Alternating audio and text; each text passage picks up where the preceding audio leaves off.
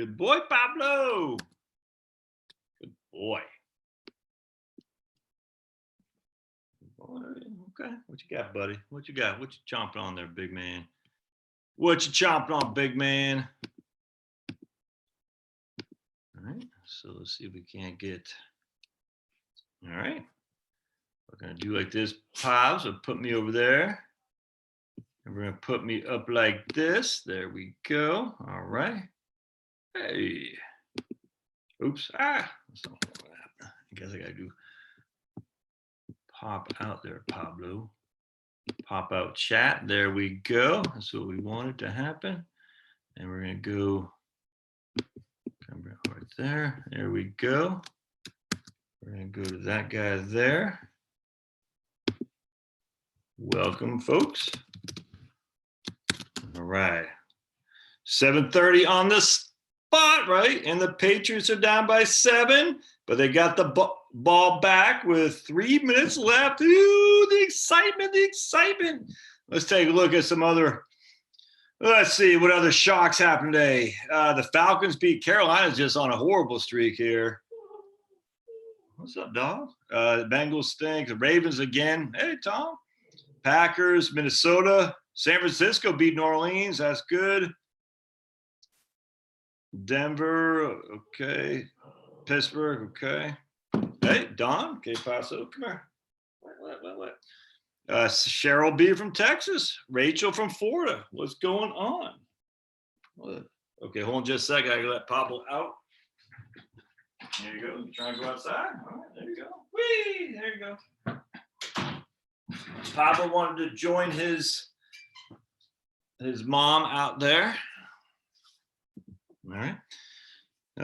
My wife was just telling me while we're waiting a couple of minutes here that Portland, Oregon wants to make it so private property owners have to have a rest area for homeless people. I said that can't possibly be true. That was via Ben Shapiro. And if that's the case, that's straight up communism, man. That's Portland, Oregon, because that's completely a violation of your property rights. Oregon, hold on a second. Homeowners, that would be nuts. Home owner. Geez, Louise, can't type. Owner, homeless. Alan from Melbourne, Florida.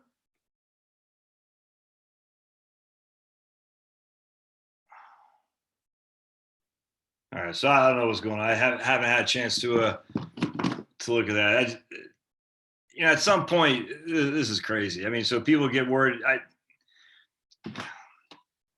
This is one of those things that you've got to nip in the bud right out of the gate because, look, you don't have to live there, but if you lived in Portland, Oregon, and this is one of those things that the democracy isn't good in this regard because it literally 50+1 can take away your private property. Now, they're not going to enslave you, but in some way you are because there's a taking. They're taking away your private property without compensating you for it. I haven't read the whole thing. It's my wife. Hey, what's going on, Doug? Doug had a question for me, which I want to chat on.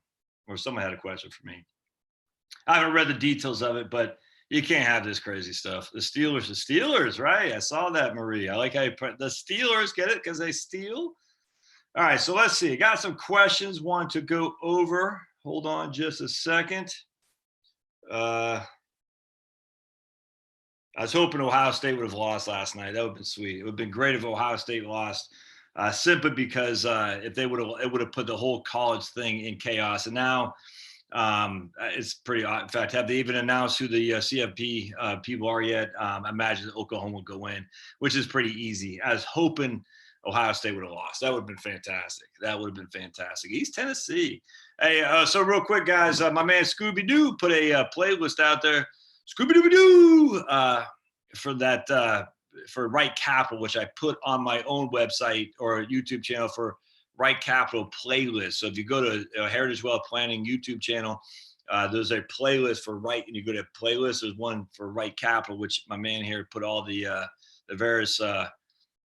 Stephen, who the hell calls me Mister? Ugh, dude, I'm only 49 years old, brother man. Oy, oy, oy, make me feel like a grandpa. Hey, everybody. Um, was it? Oh, I got a couple things I want to talk about here today as well.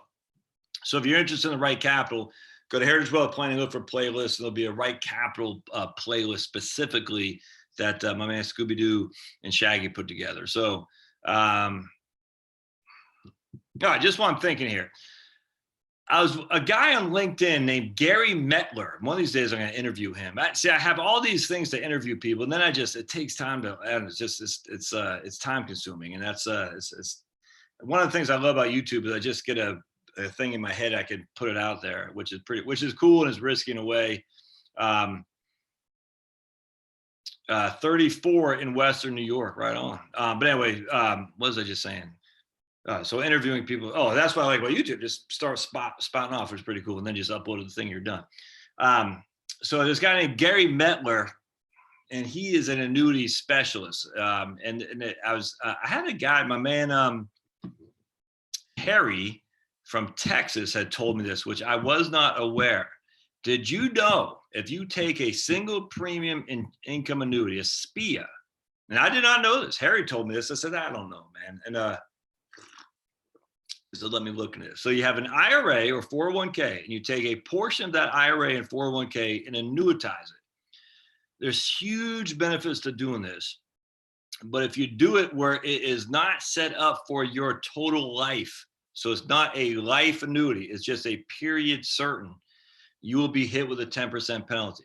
Does that make sense? So if you have $500,000 in an IRA, and we're just going to say you're going to annuitize $250,000, I'm just throwing that an example. But you're annuitizing it only to do a bridge for Social Security or to pay off your mortgage or something like that. That is not the 72T exception. That is not the equal periodic payments. I keep forgetting what the S is on that. And I just read it and I forgot again. I forgot what it was, the systematic or something like that. But it's not the 72T. Another, man, we got Pittsburgh in the house again. We got Marie, my man Rob. We got Brian from Pittsburgh. Wow. I'm as popular there as I am in Houston, Texas. But you can't do that if you're going to do like a bridge and you're going to annuitize a portion of your IRA or 401k and not do it for life if you're under the age of 59 and a half. I mean, that is not an exception to the 10% penalty. Is that, folks, that makes sense? I mean, I hope that makes sense. I did not know that. And so again, if you're 55 right now, and you say, I'm going to do a 15-year period certain income annuity, and I'm going to fund that with money from my 401k, another New York, right on, CJ. But I'm only going to do it for 15 years until I am at Social Security. So I'm going to use that as a bridge. Yes, substantially. That's it. Right on. Did you get the Right Capital, my man Moon? I didn't get an email that says I didn't pay much mind, but just say yay that you did get the link for the Right Capital, because I did get you in there.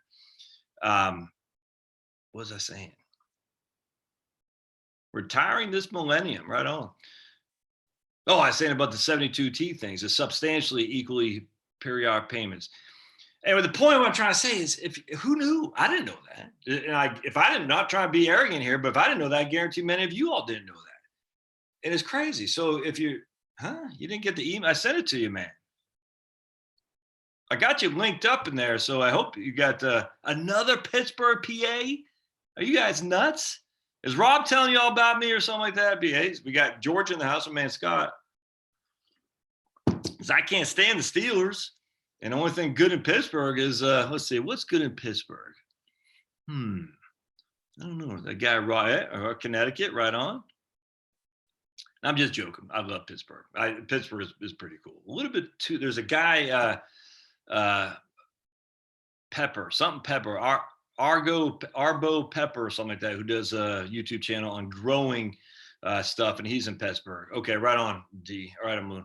Anyway, so going back to that. So if you're 55 years old and you're freaking saying, I'm going to do this as a bridge and annuitize a portion of my IRA to 401k, and you only do it to your 70, which is a lot of strategies I read out there. You can't do that. I mean, you can, but then you'd pay a 10% penalty on all the money you took out because you haven't. That's not part of 72T, which is the exclusion from premature distributions. It's crazy.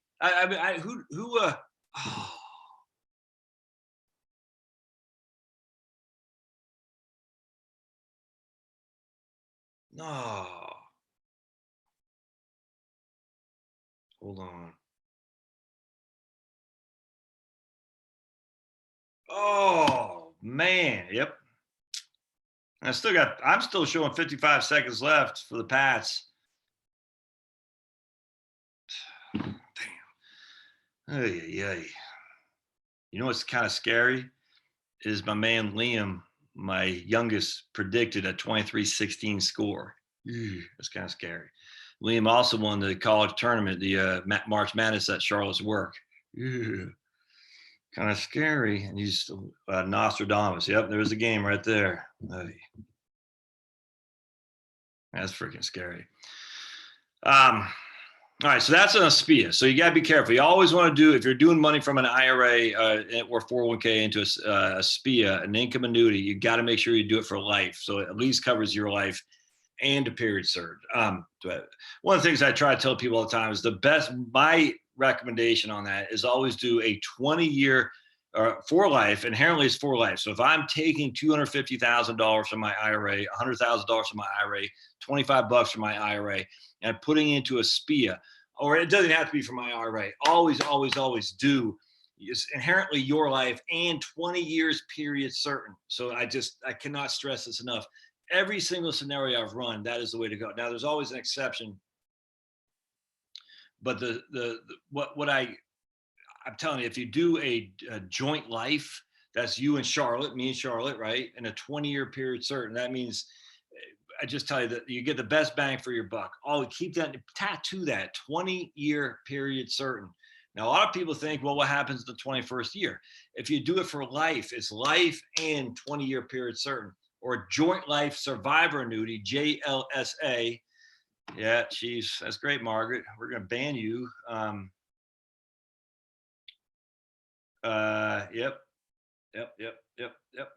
I'm just joking. That's fine. It'd be kind of cool to see the Chiefs. I mean, look, man, the Chiefs in the Super Bowl. Remember old Len Dawson days? I was just watching a highlight of the old Chiefs and Vikings. I mean, that red versus the purple, that was pretty cool color coordination. The old football days were great. But anyway, so always do it if you're married, a joint in life survivor annuity with a 20-year period certain. That just means I use Charlotte and me. We have that. I die, all right, I die tomorrow. Charlotte still gets it for as long as she's alive. If she dies 5 years later, that means we've had the annuity for 5 years. My kids or anybody get the annuity for the next 15 until 20-year period certain is up. That's the only way it should be recommended, in my opinion. And the reason for that is because with the low interest rates, the only way you're guaranteeing you get your money back with a little bit of a gain is if you do a 20-year period certain. It's usually about 17.8 years or something like that before you're guaranteed to get your entire of your principal back. But if you do 20-year period certain, you're guaranteed to get somebody, if not you, is going to get the principal back with some interest. I'm telling you, please, please, please do that. A 20-year period certain with a joint life survivor annuity. If you're single, well, you don't need a joint life survivor annuity necessarily. So you just do it for your life, and you still do it for a 20-year period certain if there's someone you want to leave the assets to. If you don't really care that much, then you just do it for your life, because when you're dead, you don't care.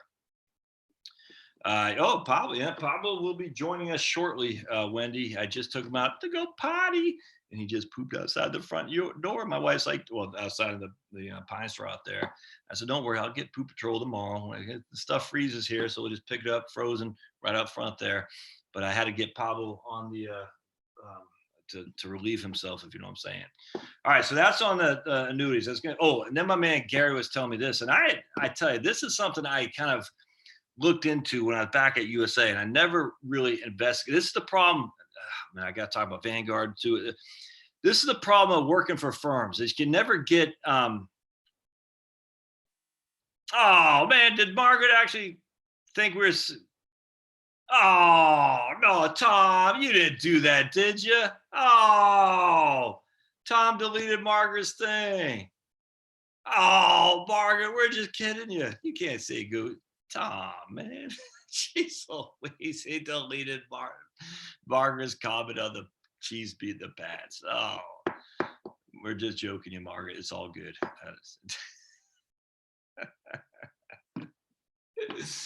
Oh, Tom, you're an evil man, man. Evil.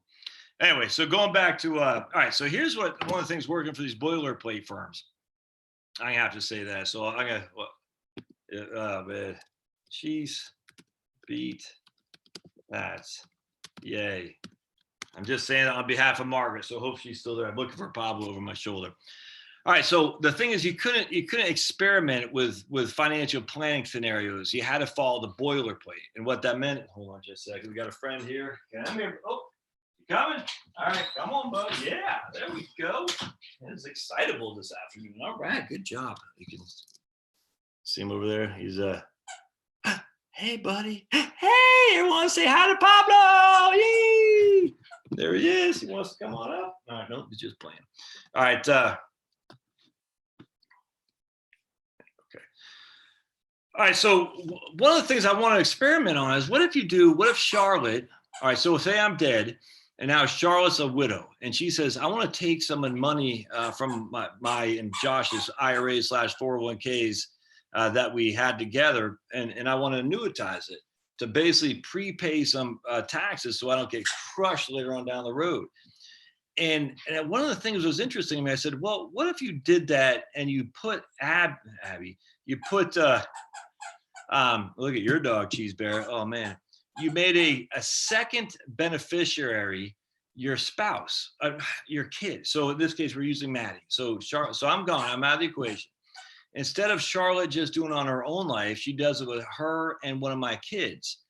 And the life expectancy will be much greater than if she did it just on her life because Maddie is 30 years younger than Charlotte. And so basically what you're doing is you're taking the joint life expectancy when they crunch the numbers. I'm sure this doesn't make any sense, but you're taking the numbers and you're saying, okay, instead of just based on Charlotte's life, we're going to base it on Charlotte and Maddie's life. You're kind of stretching the SPEA, the income annuity. And I always said, why can't you do that? That just sounds good to me. Anyway, you can do that. But again, it's got to be, what do these guys say? Gary says, so you can do that. There's there's no RMDs because you're meeting your RMDs if you do that. And there's something else. There's no 10% penalty because you're still meeting your substantially equally periodic payments. And you're reducing your payout, but you're increasing the terms, if that makes sense.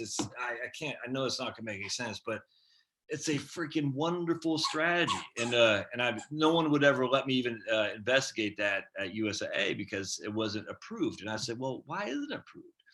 Anyway, so what my man Gary was saying is very few insurers allow that, but some do. And anyway, I'll get back on that later. I'll do a video on that because that's a huge way to reduce RMDs without doing a QLAC. It's a fantastic strategy. I'll get to that later. All right.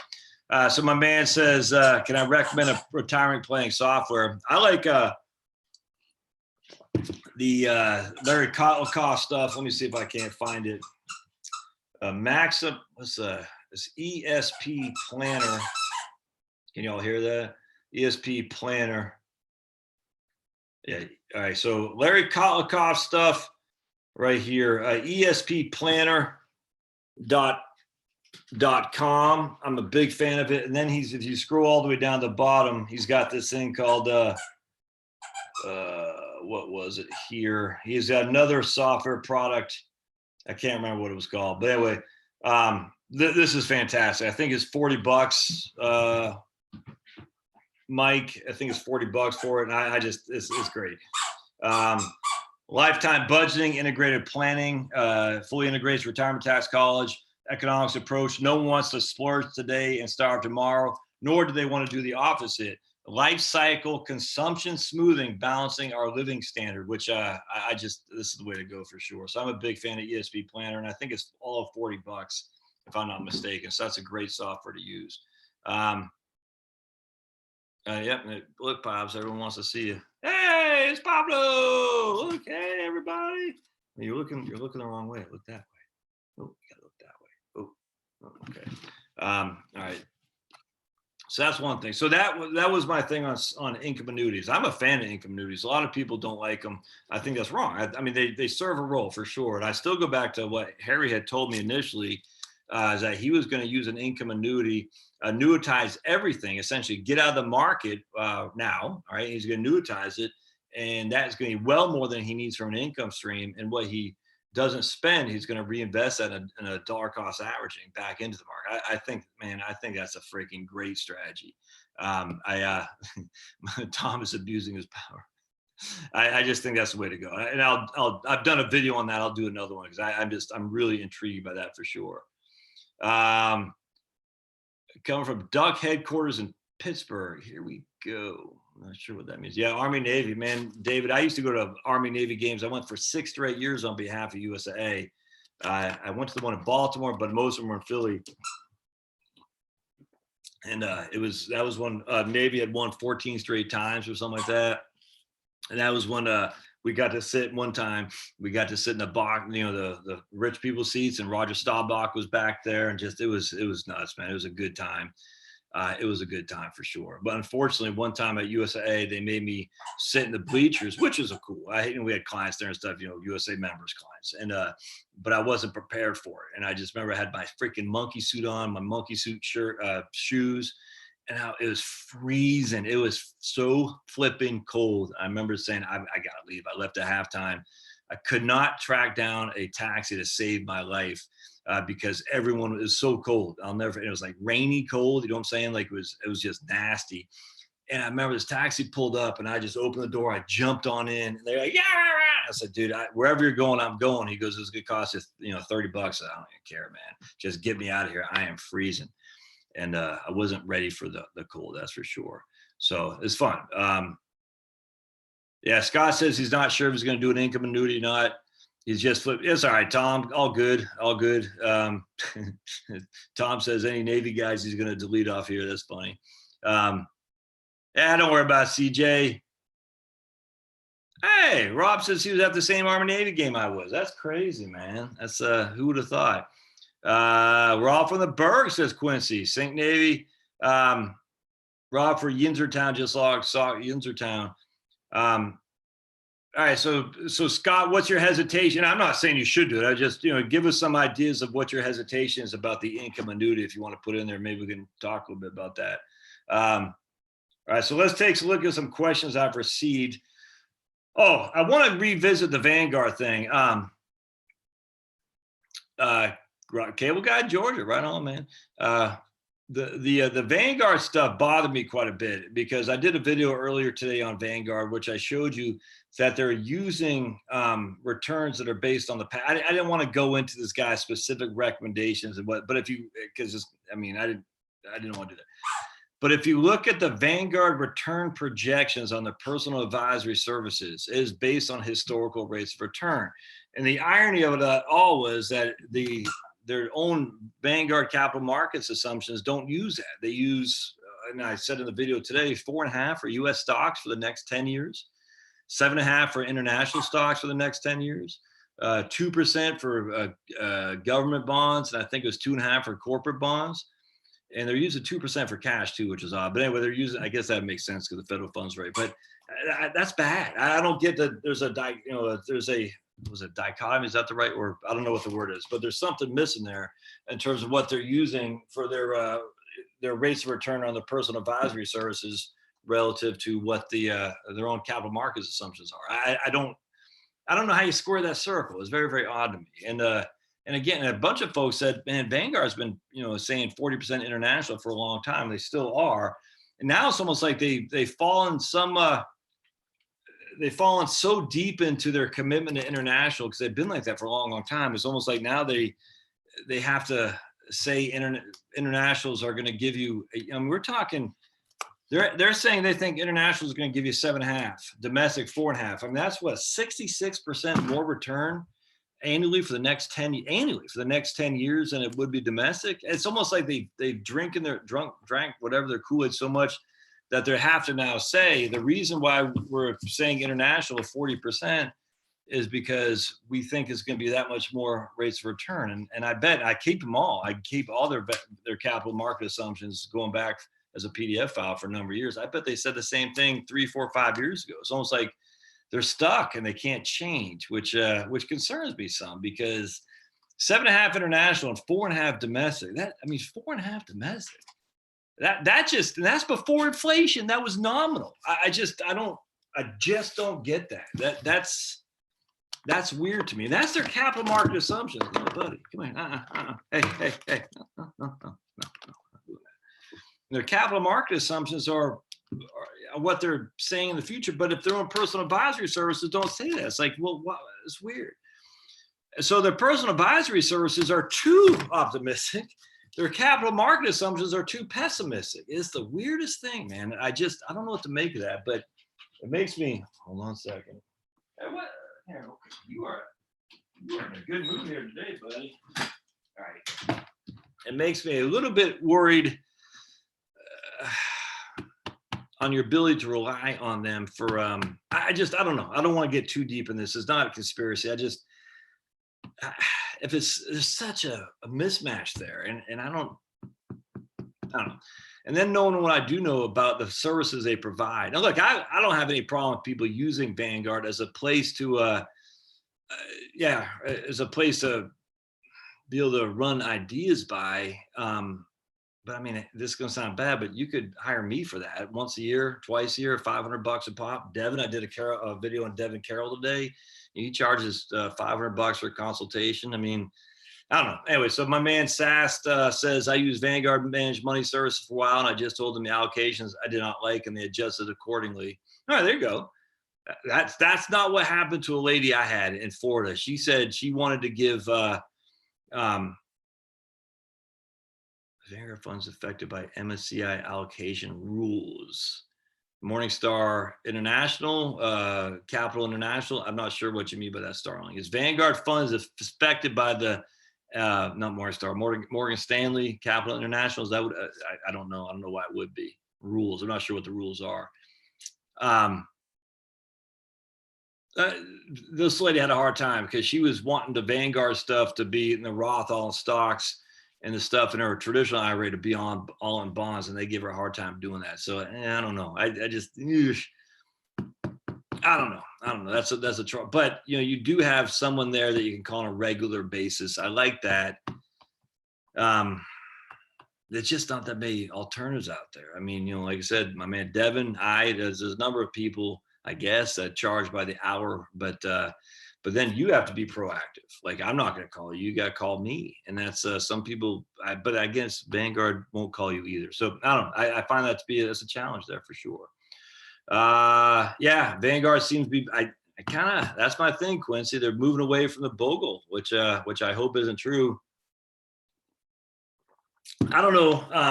Bogle's never happy on Vanguard going the route of ETFs. I'll tell you that right now. Bogle did not like that. John Brennan, who succeeded Bogle, and he was there, the CEO, when I was there. They kind of had a dispute in that regard. Bogle is not a fan of Vanguard going the way of the of ETFs that they did. He thought that encouraged market timing, and it certainly has. To Brennan's credit, though, he realized that was the way to raise assets from advisors. I mean, that's where Brennan thought the ball was going. That if you want to be in this business, you got to be on the business with the advisors on your side, as opposed to the advisors opposing you. And he was right, but Brennan Bogle's right too. There's more and more active trading. Hey, Williamsburg, Virginia, Susie D, right on. All right. Let's see. Yeah, I'm not going 40% international. No way. I'm just not doing it. No way. Let's see. I don't know. Okay. So here's Scott says, I was looking at putting 2/3 of my 401k into an income annuity, leaving a third into the S&P and the S&P 500 index or S&P 100 index. It reduces my upside on the ending balances. It also reduces the amount I can convert into the Roth. That's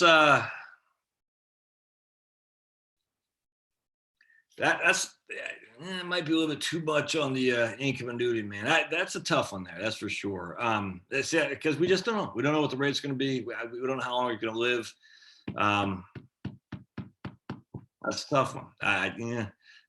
You might now, if you go back the way my man Harry was doing it, where he's just annuitizing everything, to essentially he's market timing, but he's market timing in a very thoughtful, which I tell you, I think is great. He's saying, At the end of the day, I'm taking everything off the market, taking all my gains, locking them in, annuitizing, getting, I think he's getting like 9,000 a month or so. I can't remember, something like that. But he's only spending 4,000 a month. So his other 5,000 a month is going to the market. I mean, that's just not a bad portfolio. So that sounds kind of like, Scott, what you're kind of thinking do too, man.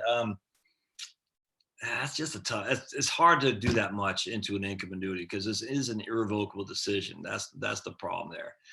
Also, at the end of the day, you gotta write on things. John B from Indiana. The one thing about the income annuity is that it's going to take about 18 years to get your return of principal back. And that's the one drawback that I think a lot of people overlook. It does take some time to get that. But if you're in decent shape, man, and you live to your let's see, 30 years, 35 years. So let's say you do the income annuity now and you live 35 years, you are taking advantage of the mortality credits. And what that means is the people who aren't in decent shape are dying off, and you are the recipient of that money. That's what mortality credits are. Everyone thinks the insurance company wants you to die early. No, we don't. We want, at the risk of sounding rude, Scott wants you to die early because Scott will be the recipient of the money that the person who died early did not receive, if that makes sense. And that's called the mortality credit. So if you can live 30 years, your return goes from like 2 to like 4.5 or something like that. And that's a pretty good rate of return on a guaranteed product. They'll never go away. And on top of that, you're still getting that 4.5 on that income annuity, and you're slicing money over to the S&P 500 and a dollar cost averaging perspective, like my man Harry is doing, outside of an IRA. I mean,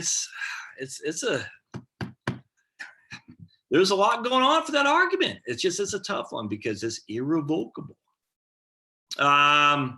Susie, hey Josh, do you know anything about the GMP Retiree Trust? I don't know what I'm retiring. GMP Retiree Trust. I'm not sure what GMP. I don't know. And you're in Williamsburg, General Motors with GMP.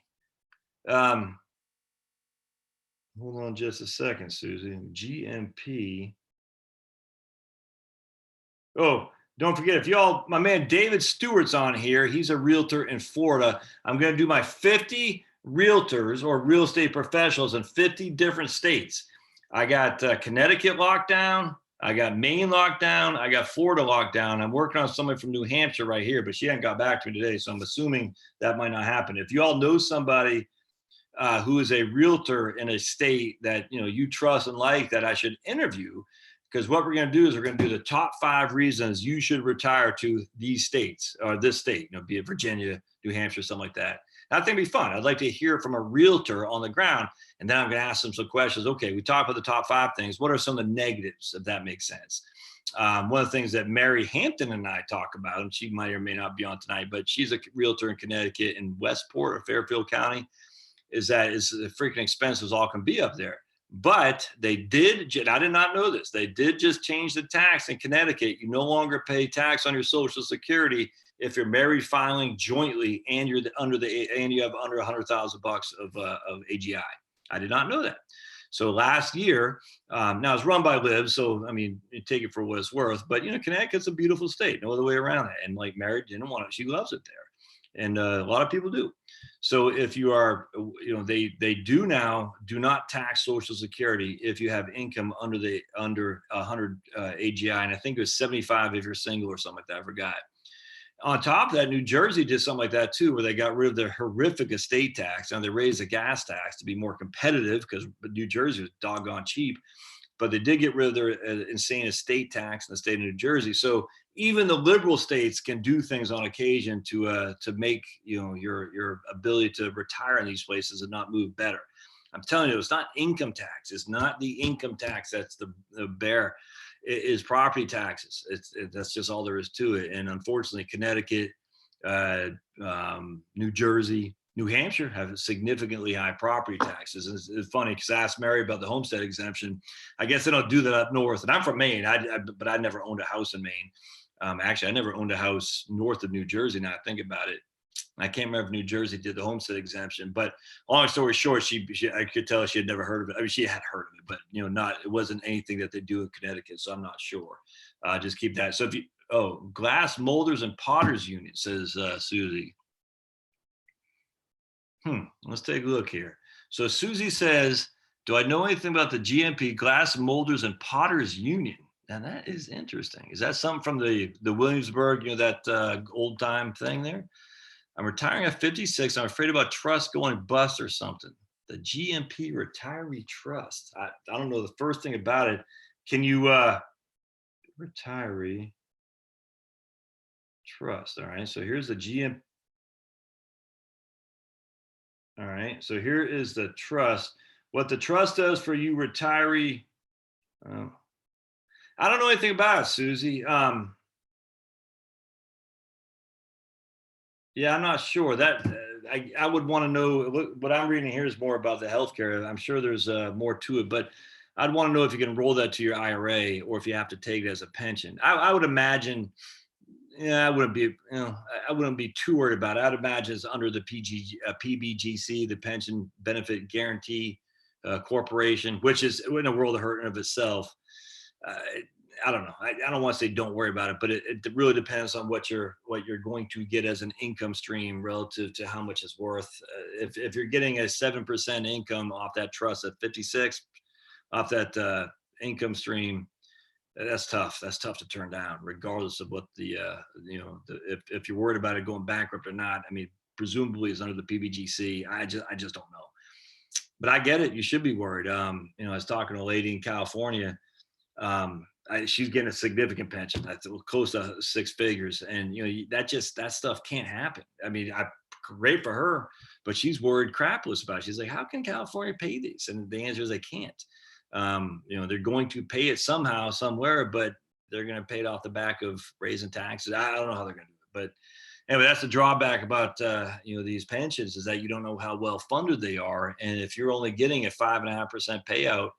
A guy on my YouTube channel yesterday put a comment and said he would take the pension every time. I said, oh, dude, that's crazy. You don't take the pension every time. I mean, there's way too much involved to just say I'm going to take the pension every single time. So CJ Poley said he switched to American funds from Vanguard. I tell you, I love American funds. I'm a huge fan of American funds. I'm a fan of Vanguard for sure.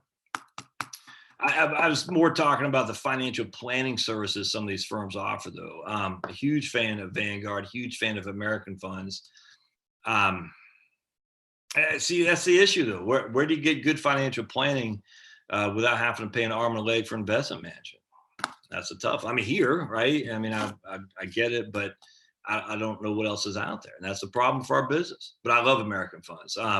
Especially if you're going to get American funds at NAV, net asset value. That means no commissions whatsoever. It's going to be tough to beat American funds for sure.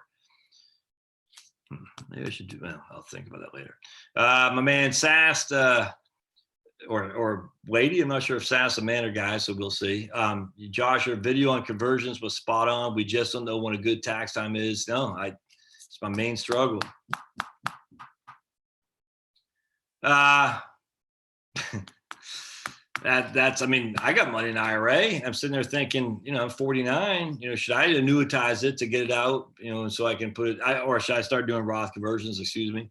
And I'm like, I'm making pretty good income this year, but what if I don't make good income next year? I mean, you just don't know. I mean, that's the drawback. You just don't know. But yeah, for me, I guess I don't like anything lingering. And that's when I do financial planning too. I got a couple of folks that are kind of dragging. I'm like, man, can't have it. It drives me crazy because so many months have gone by since we last spoke, and I can't remember what we talked about, and that's bad. Just FYI, guys, if you're going to hire me for financial planning, I don't wait weeks.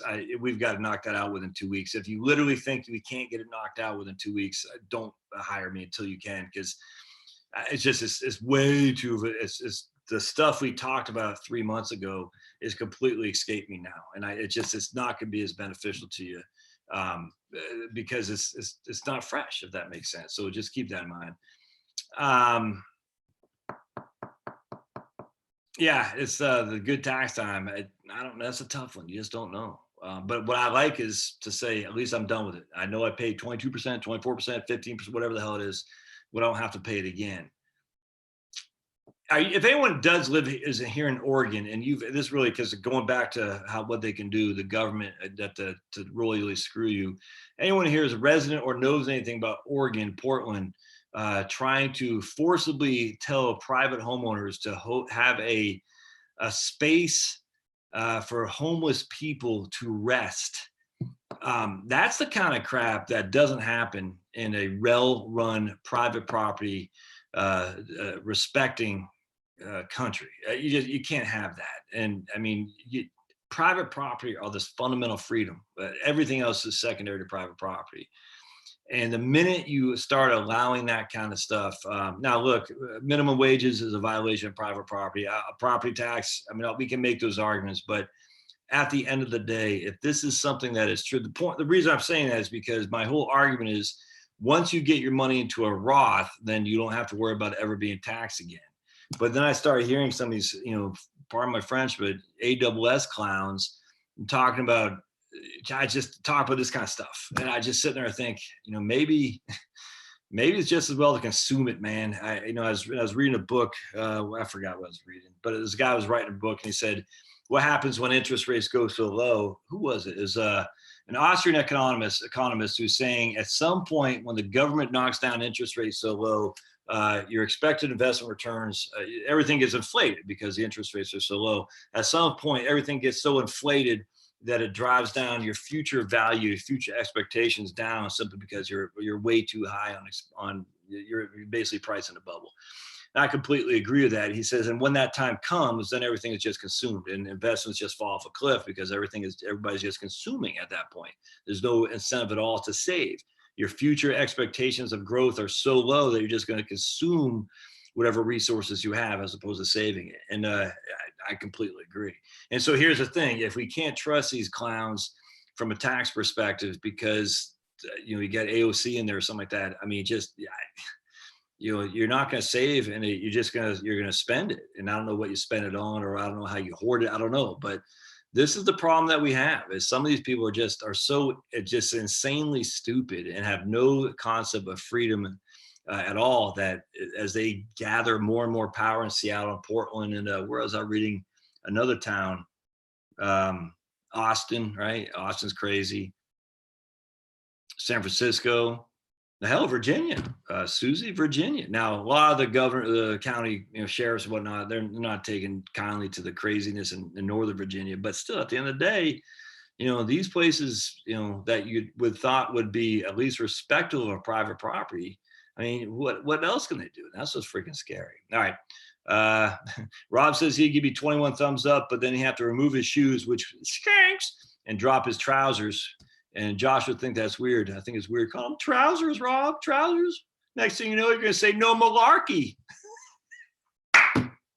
No malarkey, Rob, with your trousers. Hello, my man Martin right there. All right, hold on. Okay. Edward says, between TSP Roth versus Roth IRA, well, I understand there's a difference. Want to hear your thoughts on maximizing Roth IRA while contributing 10% to the TSP. I want to hear your thoughts by maximizing Roth IRA while Pablo, while contributing 10% to Roth TSP. I love it. That sounds good to me, man. Edward, if you can do both and not take on debt, I got no issue with that at all. I'm not a fan of Wealthfront, generally speaking, Wade. Meb Faber did a podcast about a year and a half ago to talk about it was sneaky stuff that Wealthfront was doing, and I don't know if they ever righted the ship or apologized, but it was just it left a bad taste in my mouth, and I like Betterment as opposed to Wealthfront or M1. I mean, hell, I use M1. And if, I think M1's fine. What's the other one? Motif. The thing with Wealthfront is, and I can't remember what it was. They charged fees that they didn't disclose, and it wasn't much, but it was enough in mass that they were going to get, make bank without anyone really knowing about it. And they didn't disclose. It was just left a bad taste in my mouth. I said, you shouldn't be doing that stuff. So I've never looked back once I read that or listened to that podcast. And Meb he was banging on him a little bit, and I, look, Meb's got no reason to lie about that or anything. I just that left a bad taste in my mouth. Susie says her husband still works at the Owens, Illinois glass factory. And she's the one with the glass molders and something union, which glass molders and potters union. How awesome is that? We actually have a union for glass molders and potters. Freaking America, USA. Vinyl Earthling says he still pays tax on a Social Security in Connecticut. How about income under 200,000? Well, I guess that's it. So if you got income above 100,000, you're gonna pay tax on Social Security in Connecticut. So that's the drawback. Jeff says he wants to retire in Florida, specifically the Grand Floridian at Disney World. Oh, that sounds, Jeff, that sounds like, all right. So hell on earth for me would be listening to Cher on New Year's Eve in New York City singing whatever that horrible song that she says, like something about love or whatever. That would be hell on earth for me. Part two would be living full time with the Florida Grand Floridian in Disney World. That sounds painful to me. But hey, to each his own, man. Maybe you also want to go see Cher, Jeff, on New Year's Eve in New York City. Whatever that song is, I don't want to find that song. Hey, we'll check this out real quick. I'll get back to your questions here in just a second. So there's this video. Can you all hear this? Hold on just a second. This is gonna be fun. All right, go to history. Hold on just a second. All right. So this is dog whistles. All right, oops. Hold on a second. This is gonna be fun, trust me. Be glad you stayed on board. Oops, hold on. All right, hold on, promise. So you all heard that, right? So the question is, can you all hear this?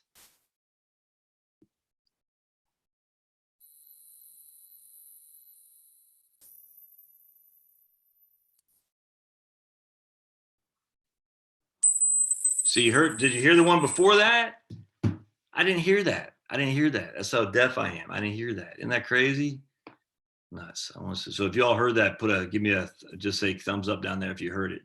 That's how bad my ears are. I could not hear that one. And Chloe and Liam were like, oh, and I was like, what? They were like, we hear. That's wow.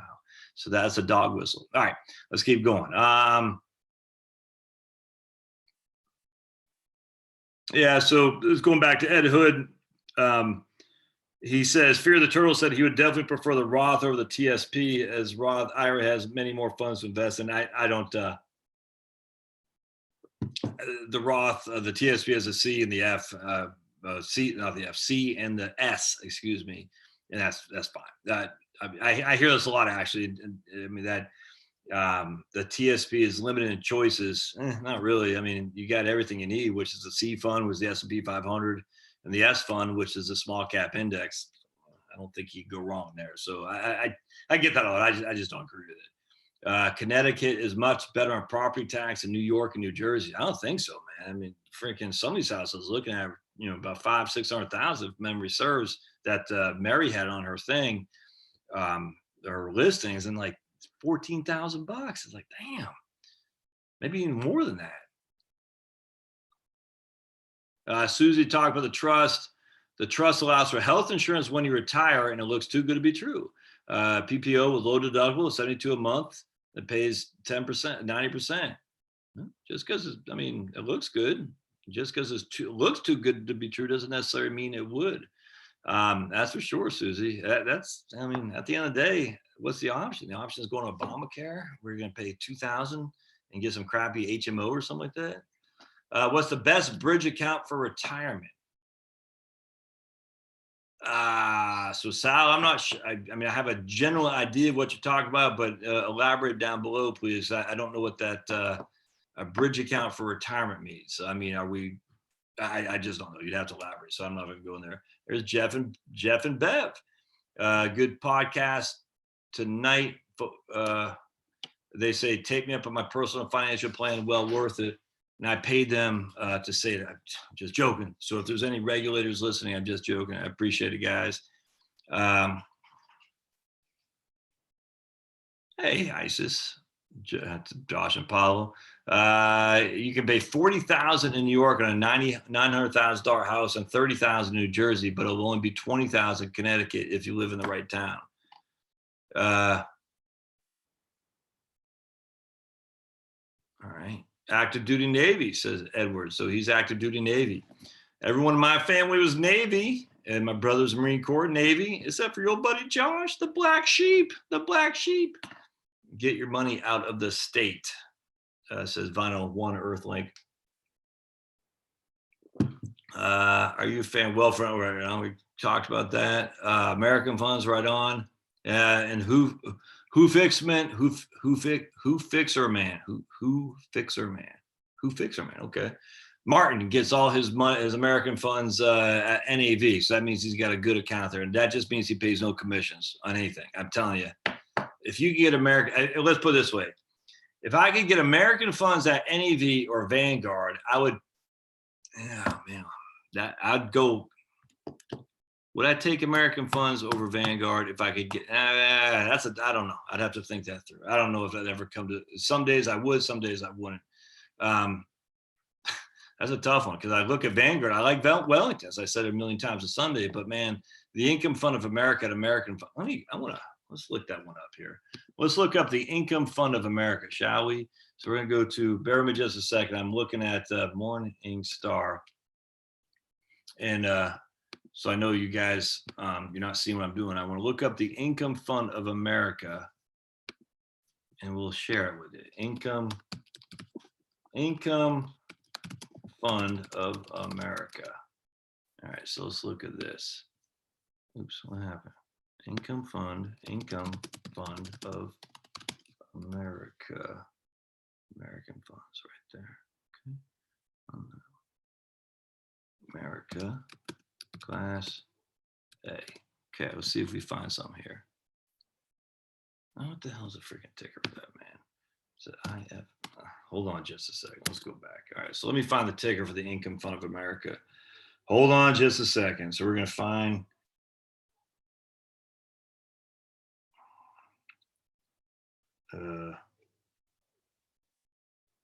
Income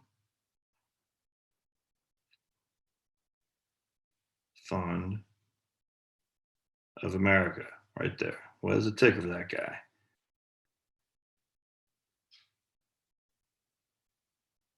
AMECX. All right, so AMECX. Let's look at this guy, shall we? Why? Come on, Morningstar, you gotta drive me crazy. All right, right there. How hard is that to type that in? All right, there we go. So let's look. I'm gonna go back to this. Now I'm gonna share my screen. I don't see any comments right now, so just be advised. Go over here. All right, so we're looking at the Income Fund of America. 1, 2, 3, 4-star ratings from Morningstar. Has got 114 billion in assets. Expense ratio of 58 basis points. Load, that's just if you pay, I think it's less than 25,000, you're paying that. But once you break 500,000 or is it $1 million, I can't remember, is that NAV, which means you don't pay any sales charge at all. 70, 85% equity, 2.5% SEC yield. Let's see. 2018, the top 11, 2016, top 17, 12. I mean, just 2001. Actually, that's not really, that's pretty good. But I want to go to, I don't think Morningstar gives the year to, yeah, I don't think they do. So I want to, let's see. Yeah, hold on just a second. Let's go to, I'm going to go to finance.yahoo. Hold on just a second, my friends. I want the Morningstar gives me a couple good things, but it doesn't give me the year-over-year returns, which I like. AMECX. All right, so let's look at this. Dude, how can you not have the AM?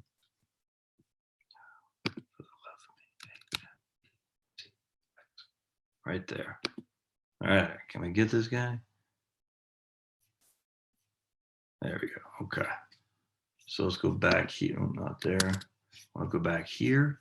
We'll go to share, go here, think, yeah, go there. And we're going to go to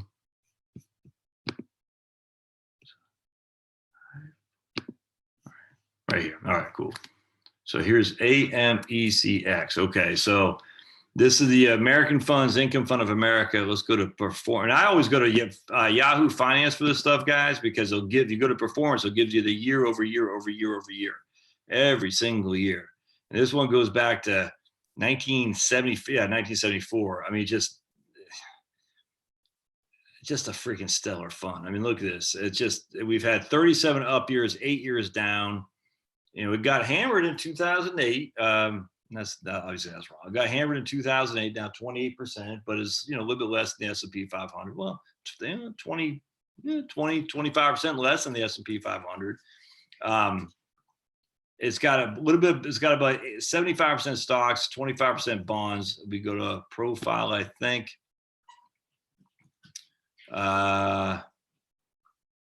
Yeah, 1973 is definitely on the. It's like it's like a more aggressive Wellington fund. That's what I'm trying to say.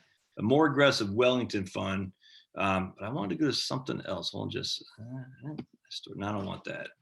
I want to go to maybe it's holdings. Yeah, let's go to holdings. Yeah, 65% stocks, 25% bonds, and 8% cash. So it's you know, so basically right now, and you go to American Fund's website specifically, get more updated numbers here. The Yahoo stuff, I don't know if I trust all that much, but at the end of the day, it's about 65, 75 stocks and the rest in bonds, like a more aggressive version of Wellington, if that makes sense. If you go to managers, which I don't, where do we go to manager? I'm not sure. Let's find sustainability, shall we? Because sustainability is so critical. It's got a 55 for environment, 54 for social, and a 55 for government. Whatever that means, I don't know, and frankly don't care. Literally just posted a video right now about the hypocrites that are the people at The Nation magazine, because they're big on the AOC Green New Deal. And guess where the hypocrites are going? They're right now on a grand tour of using one of those American cruise lines, going to the Bahamas and all that. I said, yeah, okay. And how do you do that? You don't go to the Bahamas on a cruise ship with wind power, that's for sure. Friggin' hypocrites. Drives me crazy. I just literally posted that video for Star this today because I had to chuckle. The people at The Nation magazine, the big greenies, and yet they still take a they still take a cruise ship down to the Bahamas and whatnot. Yeah. All right, so anyway, let's keep going.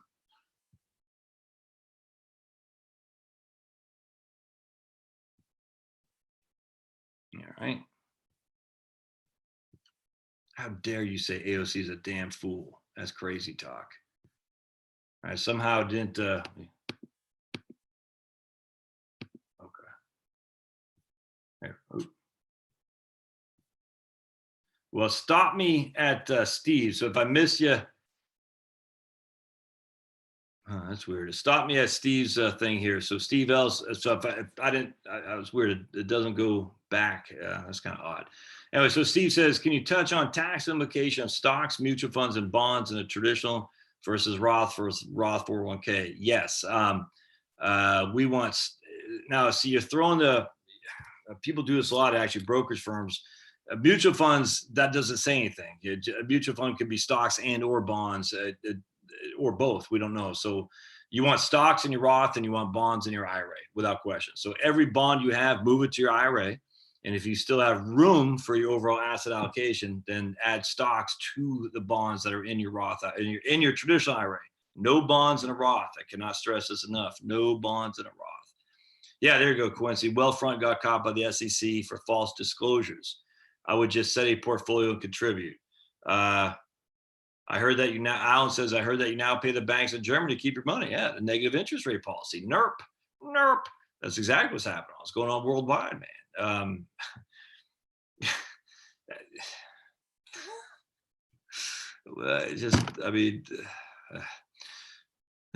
Pablo, calm down. Yeah, there's a guy, Flossie Cotter. He says, white shoes, calm down. I have to say the same for Pablo. Pablo, calm down. There's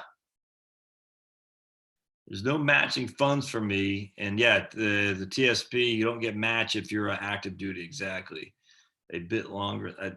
Now, maybe with a new BRC you do, the new retirement thing, I don't remember anymore. According to my ex-wife, says Sass, I'm a typical male. Because remember I said I'm not sure if Sass was a lady or a man. And now we find out that he is a typical male according to his ex-wife, because males are typical. I'm not sure what that means, but males, toxic masculinity. Did you hear about the guy who saved the lives, or let me see if I can't find it. Hold on just a second. In the Pensacola shooting, if we can find this guy, hold on just a second. I might not be able to find him, but he was a naval grad, and he got shot 5 times. He was like the head of the Pensacola. Yeah, I'm not going to find him. Joshua, his first name is Joshua. I want to say Klein, but I don't know if that's his last name. But anyway, as he was dying, he went out and identified where the attacker was, so the SWAT team could go in there and take him out. It's crazy. Saudi nationals in flight school in Florida. Huh. Yeah, nothing weird about that. Our country is literally gone. We're so afraid to be called racist. It's insane. It's insane. It's literally, it's like, it's worse to be called, it's better to be dead than be called an Islamophobe, even if you're not an Islamophobe. You're saying, wait, at the same time, we got Saudi nationals taking flight training in Navy. We need to maybe do a little bit more due diligence on that. Let's just make sure these guys are good. Now that's not saying the guy who's doing my PT was a Saudi. Look, you always defer to the benefit of the doubt for sure, without question. But I'm sorry, at the end of the day, what happened after September 11th should put a little bit more saying, we need to make sure you're good, man. We can't just let anyone, my whole thing with immigration. We should have, for the libertarians, unlimited immigration because it's good for everybody. The freaking hell it is, man. And some guy said, oh, you're vilifying immigrants. I'm not vilifying immigrants. I'm vilifying the law that allows anyone to show up here. And it's freaking insane. We have a right to police up our borders. We have a right to control who comes here. Damn, I'm sure YouTube will ban me for that. All right. Those portfolio managers and mutual funds are all full of fees. Am I still sharing, or did I stop sharing? Yeah, I stopped. Okay, cool. Oops. Stop share. All right, here we go. All right, so let me go back here. Okay, so y'all can, man, that's crazy. Yeah, Scott, I didn't hear it either. My great riff is here. It's a guitarist. He heard that? That's crowdy, man. I tell you, how do you hear that? If you're a guitarist, great riff is here. You must be using some serious plugs when you're playing. Zachary Beck says in his company plan, it has the option to roll over all or a part of your 401k while you're in service. If you do, that's fantastic. That's fantastic. 2 months till 59.5, says Starling. Right on. Wade says he did her too. CJ, yeah, his property and school taxes in New York are $10,500. That, I'm telling you, man, it's nuts. Yeah, but I don't think that's the whole thing. But I don't think it's just 10,000. I think it's just property in just property in school. My man who was West Point grad went up to whatever the county is north of Highland, whatever that place is called. And he was paying $23,000 a year in property tax or something like that. I was like, how do you freaking afford that? All right, Cuban legend, right on. So I turned 30 this year, opening a Roth that can max out each year just fine. I also have an extra 6,000 to 8,000 net cash after maximizing my 401k. Should I open a taxable account and copy my Roth? Yes, absolutely, absolutely. Let me push that back. So I don't know what you have in your Roth, so you didn't say it, but I'm assuming it's aggressive. You want any dividend stocks to, if you have Income Fund of America, which we point out, the Wellington Fund, anything as dividend, VTV, that's what I have. The Vanguard Vanguard Value Index Fund. You want anything as dividend heavy to be in your Roth. You don't want dividends to be in your taxable account. So in this case, Cuban, you'd want to make sure that your dividends, your value stocks, all right, anything that your financial stocks, anything that pays a dividend is in your Roth.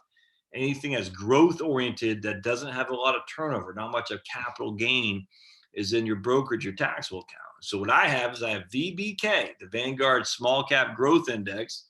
I have that in my taxable account, and I have VTV. I don't have a Roth. I have VTV and VDIGX, which is the Vanguard Dividend Growth Fund, both in my IRA. So I'm trying to build up my taxable account like crazy, man, to some point offset what I have in my traditional IRA. And then if I ever don't make that much money, again, where I can, safely convert to a Roth without killing myself, tax-wise, I'm absolutely going to do that. And so what you'd want to do is max that sucker out like a freaking crazy man, and then take the extra 6 to 8K a year, it's $500, $600, $700 a month, and just load up on something like VBK, just something that's aggressive, that doesn't have any dividends or much in dividends, and doesn't have much in terms of turnover. A huge thing to do. Cute humor. Hey, Josh, have you heard about the FILAL laws? Some states have them. Broke parents die in nursing homes, suing kids to pay their unbilled bills. Any way to protect myself from this? Broke parents die in nursing home. Oh, okay. So the parents die and the nursing home goes after the children to protect, to get the assets. The only thing my man Rob is an attorney. He'd know more than this on me, but I would think the only way that, I guess anyone can sue anybody for anything. So A, we'll say that, but B, the only way I could see that being an issue is if the nursing home found that the parents died broke in name only because they had given away property to the kid. And I just don't like that. I'd never liked that idea. Like I'm going to be broke in order to qualify for Medicaid or qualify for somebody else to foot the bill. I find that, I don't like it. I just don't. I find it offensive. I mean, why you never go to your neighbor and say, look, I'm broke, can you help me? Or not that, but you will help me pay for my nursing home stuff. I don't know how you could sue somebody who had nothing to do with anything. I mean, I guess you could. Just at the end of the day, I don't see, I mean, if my mom died broke and they sued me, I say, well, yeah, okay, good luck, buddy. So I wouldn't worry about that. Great Riff is here is paying $35 a month in explicit asset fees. I don't even know what that is, man. All right, so the only reason to annuitize is that you need the income. Nah, I completely disagree with that. Anytime I hear the only reason to do something, I think there are many. I only go back to 72T. I was never a fan of 72T until my man, I forgot who his name, put a comment on the YouTube channel. He said, hey, and he was a little bit, seemed a little bit offended by my initial take on it, but his comment was great. And, I said, no, man, you're right. He said, look, if you just quit some crappy old job, high paying, and you're under the age of 59 and a half, and now you're not working that crappy old job that was high paying, so now you got no income. Now's a great time to do a 72T, to move that money out of your deferred account. I said, man, you're right. And I actually copied his stuff verbatim and put it on my blog as he said I could. I thought that was a great move. So there's never only a time to do this or only a time to do that. There's more that meets the eye in that regard. So anyway, don't forget when you're doing it. I got to draw this out. I think a lot of people don't understand how this works. All right, where's my man? Bob's. Oh, there he is. Good boy. One sec. What a good dog. Yeah. He's all right. So I'm going to draw this out because I think a lot of people don't get how this works.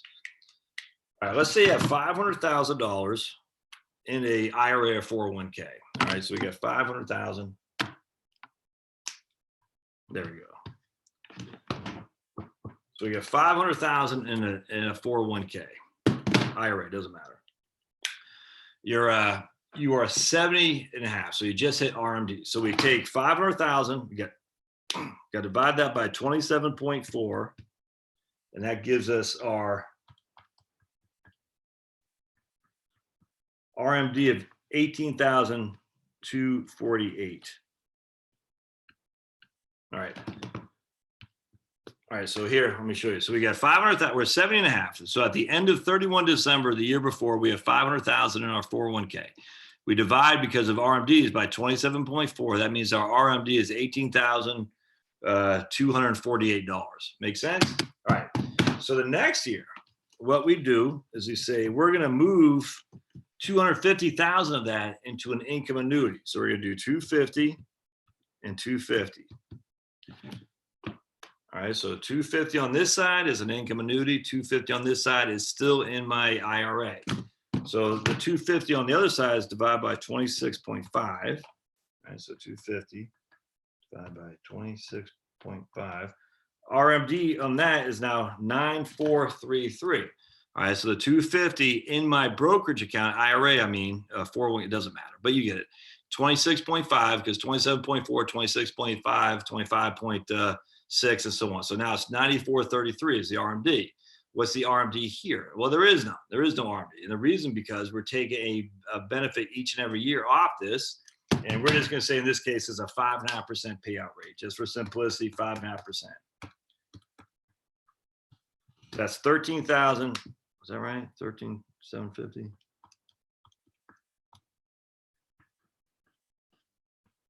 Yeah. Okay. 13,750. So the amount that comes off of here is 13,750. All right, which is significantly more than this amount here. Now this is fully taxable as income, but that will never change. But this is going to change dramatically as this amount goes up. And then this right here, your RMD tables goes down. And so what happens is this amount, while seeming significantly higher than this amount for the time being, at the end of the day, this is what will be significantly larger than this as you get older. So you have locked in your RMDs here. Now, the interesting thing is in the first year, you don't have to take an RM. What would it be? What was it? 13. Hold on just a second. It'd be 9433 times 2, 1860. You'd have to take 13. That's 13,750. And this first year, the very first year, and this year only, you only have to take $5,116 from this guy. The reason for that, because this amount right here is 13,750, but your total RMD would have been 18,000 something, if that makes sense. I don't want to get too deep in that because that's confusing, but the very first year, it gives you some benefits on doing that as well, because it reduces the amount of the RMD you have to take from the remaining account. But even if that, and that's absolutely legitimate, and even if that weren't the case, what happens is you're locking in your required distribution on that income annuity, saying, look, I know for a fact this will never be above 13,000. However, this other amount of money is going to grow and grow and grow. And so what will happen if you look at the two concepts, the RMD amount on the second port, the way we just did the second example, is going to be significantly lower over time, considering a decent rate of returns, considering that you live for a decent amount of time, significantly lower than what it would have been on the first scenario. And even better though, this 13,000 going over here, oops, now just 13,000 you're pulling from the income annuity. Well, you can turn around and invest that if you don't spend it. Because remember, just because it's a required distribution doesn't mean it has to be consumed. It can be invested. Now, you're going to pay tax on it. I get that. But still, what you can do is you can invest that amount into like we're talking about my man Harry. You could just invest it in a taxable account like this other guy asked, a Cuban guy, my man, the Cuban guy, who said he's going to do a taxable account. So that way when your kids die, they inherit a tax-free property because of step up in basis. Or if you're married, you can invest some of that money into a secondary life insurance policy. So you can leave that to your kids, your church. I mean, so many different things to do here with an income annuity where you're just saying, okay, I'm going to use the tax code for my favor, assuming there's some assumptions you got to make, but at the end of the day, I'm assuming that this will play out. Oh, before I forget, I've got to, hold on a second, guys. All right, so we're going to go, bear with me just a second. My nose itches. Retirement planning right here. This is it. All right, hold on just a second. We're going to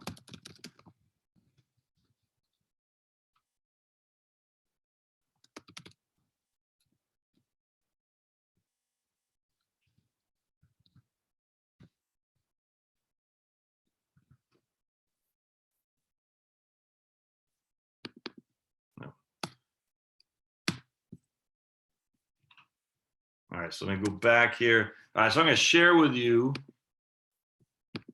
This is my course. It's now available right here. So you go to Retirement Planning School, retirementplanningschool.teachable.com. And here we go. And look, if you follow my school, you can be like this lady with your granddaughter on some beach, and that's in Maine, of course, because look at the green water, right? In fact, if you go down here, there is no retirement crisis. The only crisis is how many people continue to grind away at their crappy old jobs out of fear they can't retire. Enough of that. It's time to enjoy the years you have remaining on your own schedule, not somebody else's. Now, I wanted to point out, if you have less than $250,000 in retirement savings, this course is for you. A lot of people say, well, I got more than that, so is this course not for me? It's still for you. Obviously, I have an incentive to sell it to you so I can make money, lots of money. Excellent. And the reason I show is because we still dive into everything you still need to know. Your expenses, no rules of thumb. You got a preview. You can watch that one, 12-minute preview. Top 5 expenses for retirement: housing costs, property taxes, medical expenses, true cost healthcare, utility costs, expense breakdown, because everyone needs to know their expenses. I don't care if you got $5 billion, you need to know your expenses. And this has nothing to do with your asset base, just to be clear. But the case studies we do, all right? So the case studies, we have Wanda Worker. She's straight off the Social Security sample statements. We dive into Wanda Worker a lot. What happens if she stops working at 62? Well, if she works until she's 67, we go into PIA, average index earnings. And then we go into me and Char. We said, what happens when can Charlotte and Josh retire? I talk about the 2-step process to understanding your taxes, retirement, provisional income, and then AGI, taxable income. How Charlotte and Josh can retire with only $238,000. And I say only. Comparing Wanda Worker's Social Security statements. Single Susie, we're bringing Single Susie back in the mix, and she only had $137,000. Single Susie has 62. Single Susie has 65. Can Josh and Charlotte? So we got a lot of case studies where people less than $250,000. Single Susie had 137. I think Josh and Charlotte started with like 106. I can't remember off the top of my head. But then you go down here and we start talking strategy. So I probably should get rid of if you have only $250,000. But I wanted to be focused on people who might not have the gumption to hire me for financial planning, but no, they just need a little bit of a kick in the pants. That might help them. So anyway, reverse mortgage tutorial, reverse mortgage pros and cons, lump sum or pension. We talk about vesting, bonds, future investment returns. Then we talk a lot about estate planning, asset location, what you need to do, part 1 and part 2. So that's the course.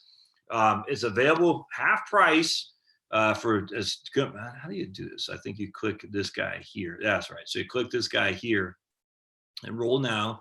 If you want to be on the beach like that lady with her granddaughter, and what you do is you add coupon code, and that's going to be half off. I can't remember if you got to do it. Let's see if that works. Yeah, there we go. So coupon code is half off. Please enter the coupon code half off. Now, if you are a member of my Subscribe Star patrons, if that were patrons, you can get this for only $100. My Subscribe Star thing. Let me just pause it real quick and stop. And we're going to go.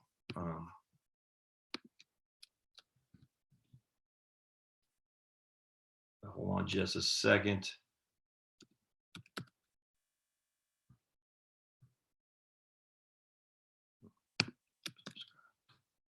All right, hold on just a second.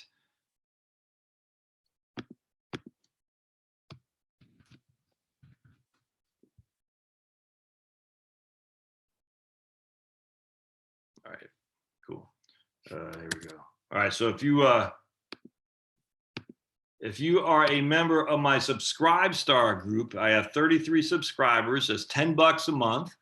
And you can, literally you can jump in, jump out, do whatever you want. I don't monitor it, but I do post videos. Like I posted one the other day on, I post stuff probably a little bit more political here, frankly, especially as we go into the new year. I need a place as we go into 2020. I need a place to vent in some regard. I don't want to make this a Facebook thing, right? I just don't. But I'm not going to be like, but like I did one on diversity and inclusion the other day. I said, for the love of me, can we stop diversity and inclusion? It's all fake news stuff.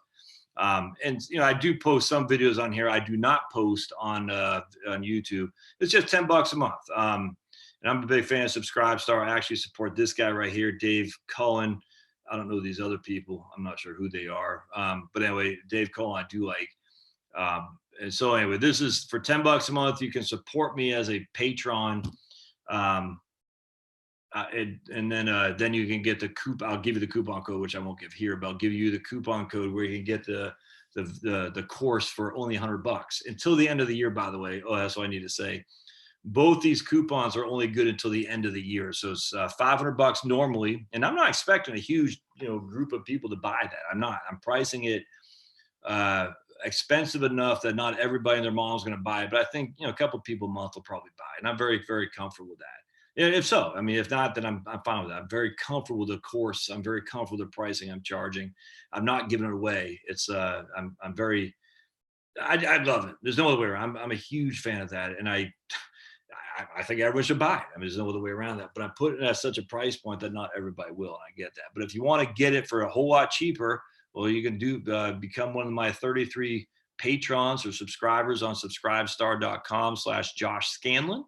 And then it's $10 a month. We pull it directly from your credit card. And, if I say something in 2 months from now, after you buy this course and I say, I'm voting for what's her name, Elizabeth Warren, and you can't stand that, you're like, I'm not subscribed to this guy anymore. Well, just pull it. It doesn't matter. I'll never say that. But anyway, you know what I'm talking about. So let's go back to this thing. So that's my course. I needed to sell that to you all so you can rush out and buy it right now before the year end, because at the end of the year, the price will go up to $500 a pop. How do I get back to this? Hold on just a second. There we go. Where's my stupid chat? Hold on just a second. Why can't? Oop, I don't want that. I want my chat. Zoom. All right, let me restore chat. Why does it keep doing that? All right. Anyway, so that's my sales pitch to you guys. It's funny because if you doing a course nowadays is so flipping easy that it's not easy. Like you don't want to throw a bunch of crap out there. I don't want to do that. I made this a lot more difficult than I needed it to be because I thought about it. There's still some glitches. My man Jimmy pointed out that it's every video. All those videos are exclusive to this course. None of them are available on YouTube. But Jimmy said, he didn't learn anything from it because he watches my videos so religiously. And that 100% true. I actually like to hear that because that shows you that he's paying attention. If you want one consolidated place as opposed to having to search through 2,100 videos I have now or something like that, that's it. And you also have access to it forever. Someone asked me today, they said, how long do I have access for it? You have access to it forever. Literally you can download it, you do whatever you want. You can write me up and put, things on there like little witches, things like and stuff like that. You do whatever you want with it, that's for sure. But Jimmy did say he didn't learn it. He didn't say it like negative. I didn't learn anything. He said, no, I learned all this already from you. But the course is good to revigorate that in his head.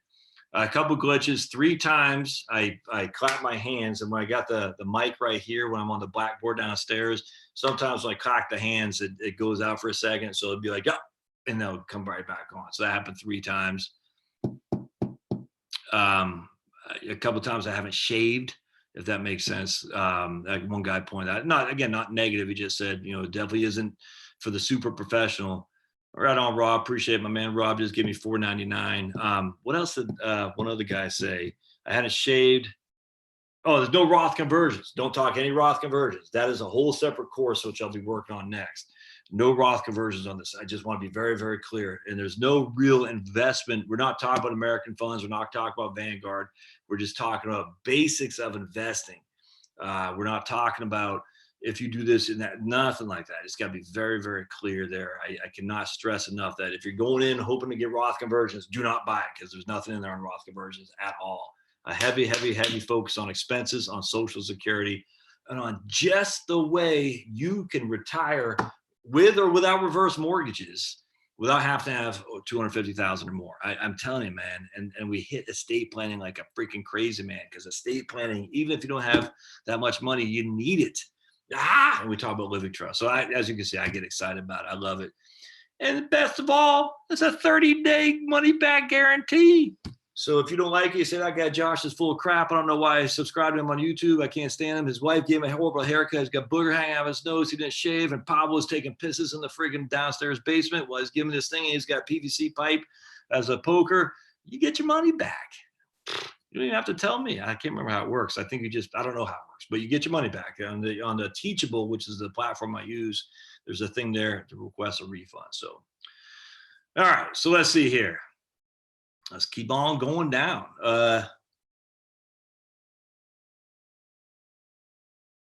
Wife just came home. Sign off. Bye, John says from Oregon. All right.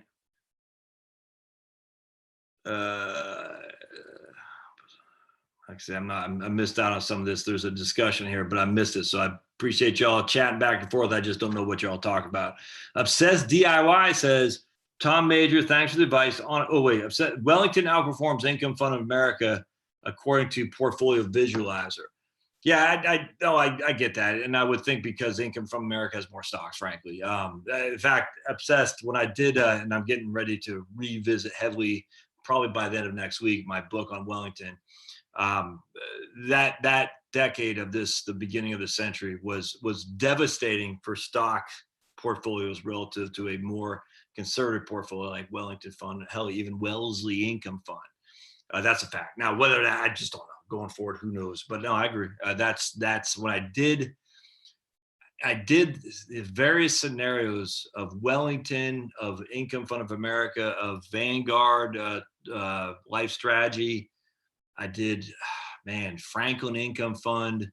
I used a USA Gold Fund. I just did at the beginning of last year, and I'll have to revisit that at the beginning of 2020.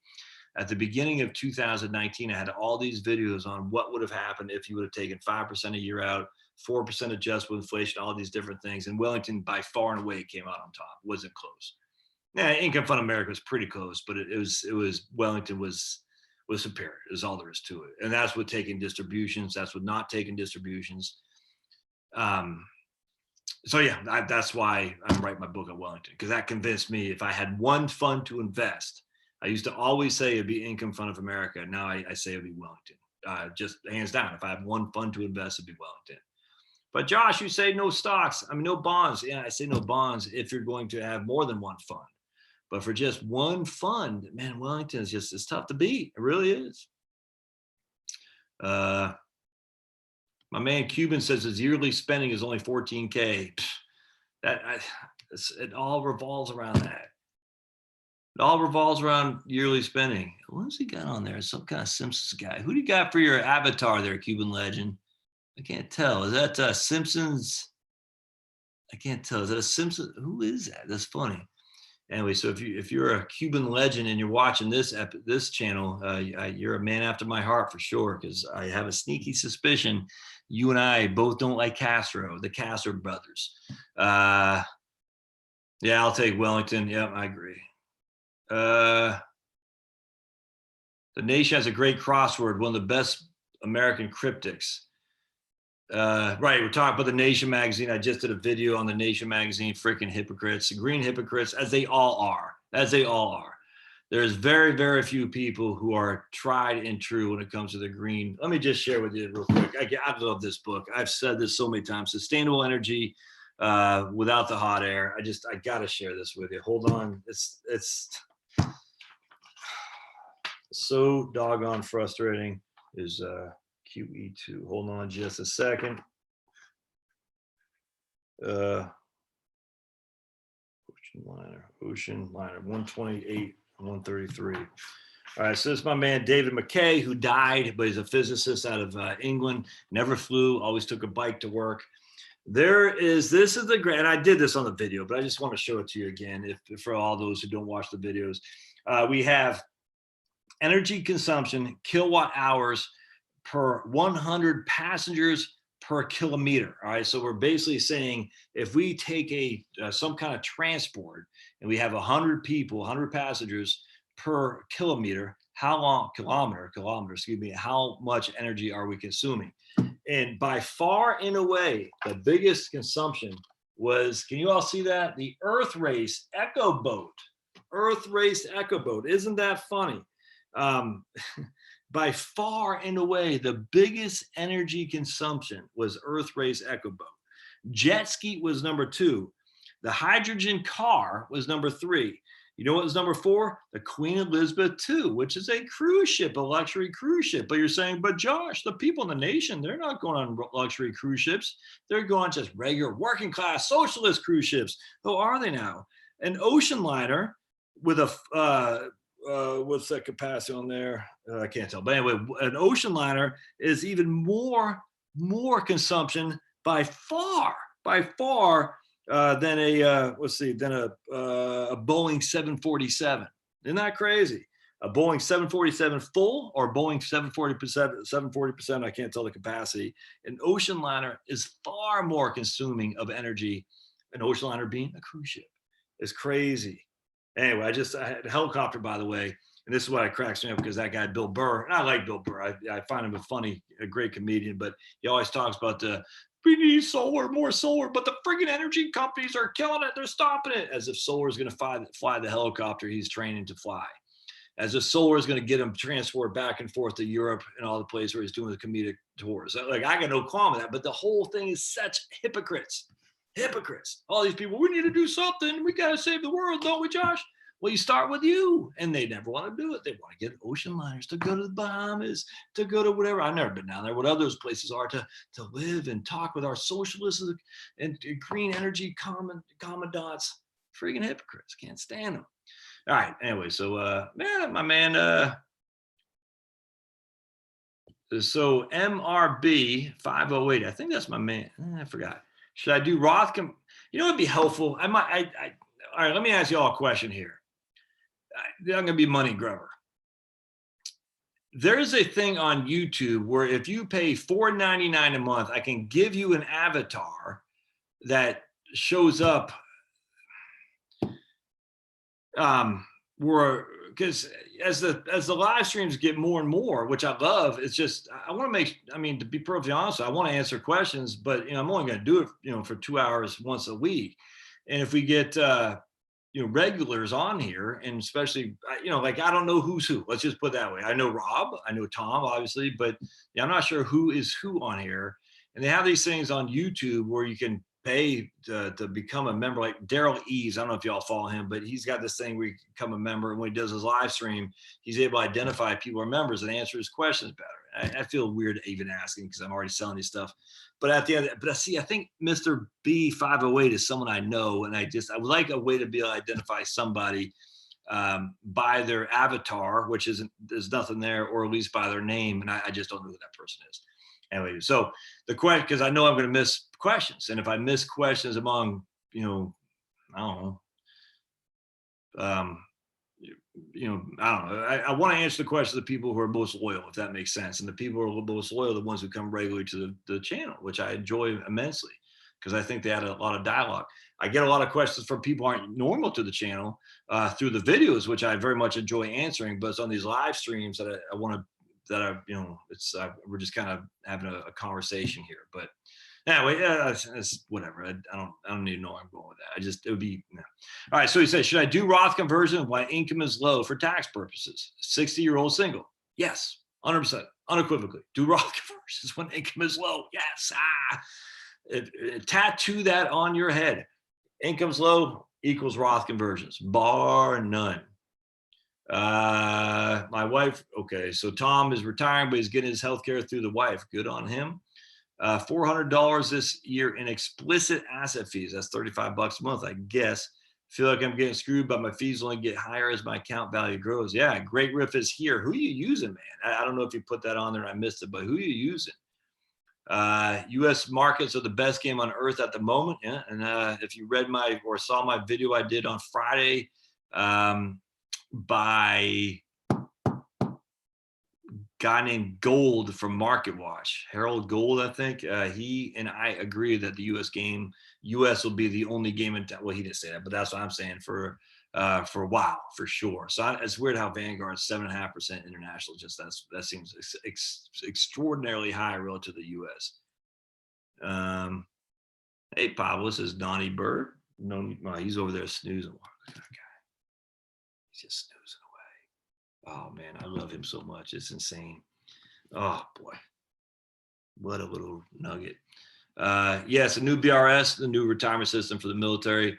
as a 5% matching and gives 1% regardless of whether you're not contributing or not. Right on.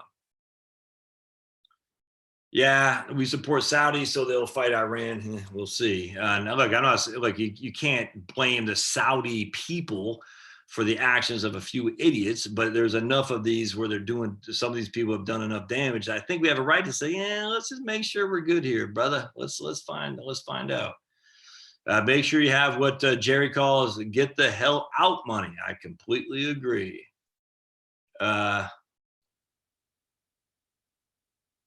Unfortunately, you do not need to train fighter pilots if you sell fighter airplanes. We should make the manufacturer do it in their country. Yep. No, you, I'm M. No, you, I'm M. What are your thoughts on Roth conversions? Zachary, Roth conversions would be my son if I had another child, but we added Pablo instead. So we have 5.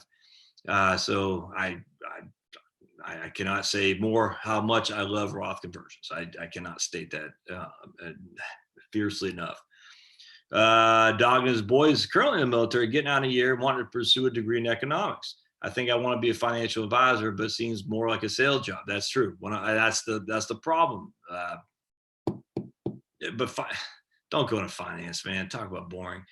Financial advisory is sales to the extent that you have to get people to want to buy something from you.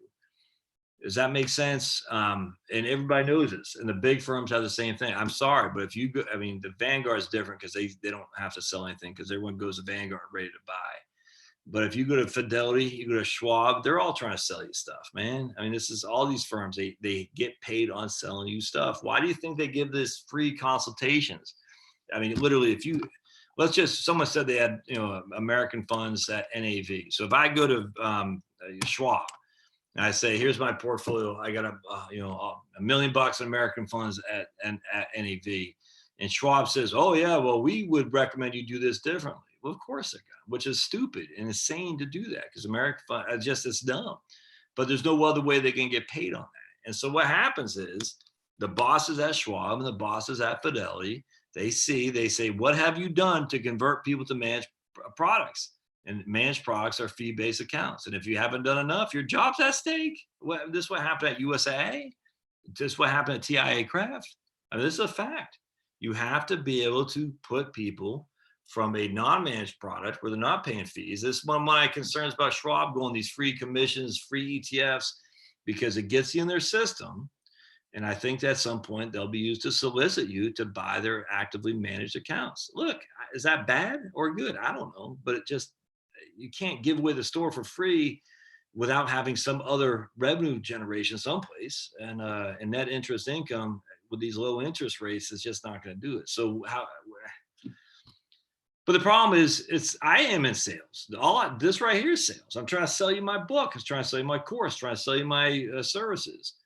But the people who come to me know that going in. They say, well, I'm disclosing it up front. And I like this guy or I don't. I mean, you should see, look, I keep Google Analytics on my phone on the app. It's not quite as good as it is on the laptop. But, I see like today, I've already had 10 people, or that was yesterday, 10 people look at my fees page. Today I had 17 people look at my fees page. I probably had 2 people that reached out to me from those 17 people who looked at my fees page. Friday I had less than 9. Let's see. Thursday I had 19 people look at my fees page. So, these people are self-selecting that. So they know explicitly I'm too expensive or they don't like me or something like that. They're not going to pursue me.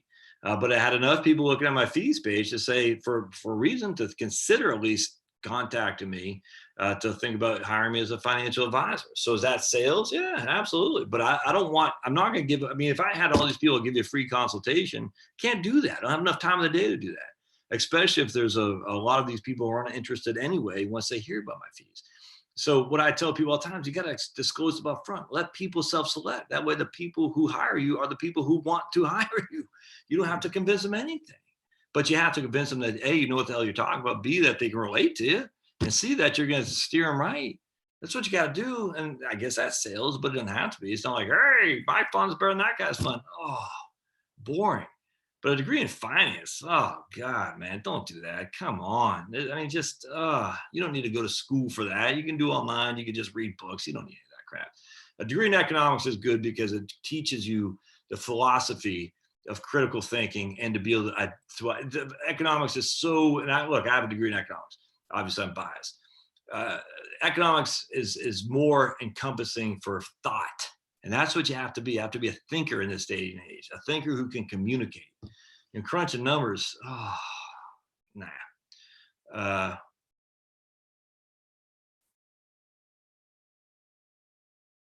Definitely must support Saudi Air Force. They'll be executing mother mofos involved. I 100% agree. I'm not against Saudi Arabia, the nation, not at all. In fact, I think Trump is doing good stuff with meeting these guys. I'm a big fan with the relationship between Saudi and us that is developing. Thankfully, we are now an exporter of oil, so we don't need to rely on Saudi anymore. Thank the good Lord. But we do need to rely on them to police up the craziness that's going on in the Middle East. And I'm a support for sure. So this is not a hit on Saudi, the nation, or Saudi people. This is just to say at some point we got to start looking a little bit deeper at the people who are coming here and say, yeah, now we're over 2 here and Saudi nationals coming to take flight training in the United States. People are dead for that. Let's maybe look that up a little bit more. But that's what's it called? When you're profound. Yeah, damn right it's profound. Damn freaking right. If I were you, I'd start in the bank, a dog and his boy. I would start as a platform rep in a bank. I'm telling you right, that's what I did. The best sales training, and not just sales, like the sales isn't a bad thing. It's the way you relate to people, the way you understand what's important to them. I would start, and a loan officer is a good job for sure. Now, that's not what you want to build your career on. That's a sales job too, by the way. But I would start as a platform rep in a bank.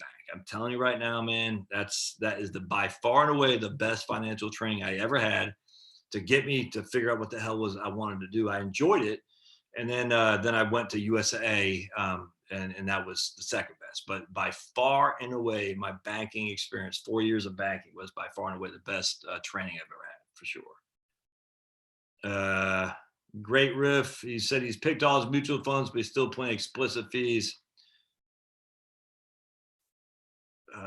It was expensive. I paid $700 a month for full coverage. Okay. Yeah, dividend heavy ETFs in my IRA and growth heavy in my taxable accounts. You got it, man. You got it, mister. He said this advice is golden. Thanks. Yep. Steven says he paid over $600 a month for Cobra and $700 a month as dependent on wife's plan, was eligible for Medicare in February this year. Right on. That's about the going rate. Exactly. Josh opened VFIAX, VT Sachs, and taxable brokers July, swapped out for VOO. I'm off the top of my head, I don't know. It sounds like it's a smart. I don't have any qualms for the ETFs. I mean, you had mutual funds, you swapped out for the ETFs. I'm sure that's fine. I don't have any qualm with that at all. Yeah, nothing.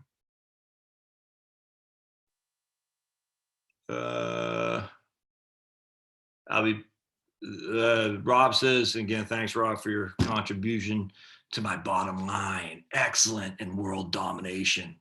The sad thing about our legal system is that I feel you've been wronged. You pretty much have someone who will take your case, price of free. And look, the funny thing is, as much as I like to bag on these, ambulance chasers, my man Skip Ritchie is an ambulance chaser, and he's the guy who we did some talk about car insurance down the basement last year. He never got off the freaking jump with his YouTube channel. It annoyed me. I said, Skip, you got to commit to it. But anyway, he was telling me a case. He's an ambulance chaser, and I say that in a loving way. But he shared some of the cases with me that real people are hurt by the negligence of companies and people, and they need to be compensated. I mean, that's just a fact, and just real negligence by people and organizations and companies. And so, I mean, is it going to be the lady with McDonald's, the $4 million thing? Look, and I get there's more to the story than that. I get it. She did hurt herself. I get that, but let's just use that as a proxy that $4 million for burning, was scalding hot. I get it. It wasn't, I'm not making light of that, but I am saying that seemed pretty excessive to me. But at the end of the day, there are people who've been wronged and they need to have a recourse. And I agree, Rob, price of freedom. I like it, what they do though. And I don't know, I mean, this would be something to entertain. I still think there should be some kind of loser pays like they do in the UK. They did it against Michael Mann up in Canada when he sued Tim Ball for defamation. Tim Ball says, if you can show me your study on climate science where you showed how to prove the hockey stick came to be, then you're right. I'll say I defamed you. If your legitimate research is true, just show it to us. Michael Mann would not do it. Michael Mann sued him for defamation. Tim Ball said in the court, not just Tim Ball, the court said, show us the freaking stuff so we can show that this guy did defame you. Michael Mann said, no, I'm not going to do it. Because he's a scientist, right? And scientists would hate to have their ideas challenged by actually seeing the evidence. That's crazy because science is a consensus. And Michael Mann had to pay Tim Ball $5 million, and including legal fees. And I don't know if that's loser pays or not, but at the end of the day, he risked all and he lost, which is going to happen with Mark Stein. He's suing Mark Stein too. He's going to lose that. And I think that's in the US, so I don't think it's loser pays there. But at the end of the day, it's just a tough one there. So, but I appreciate Rob stepping up.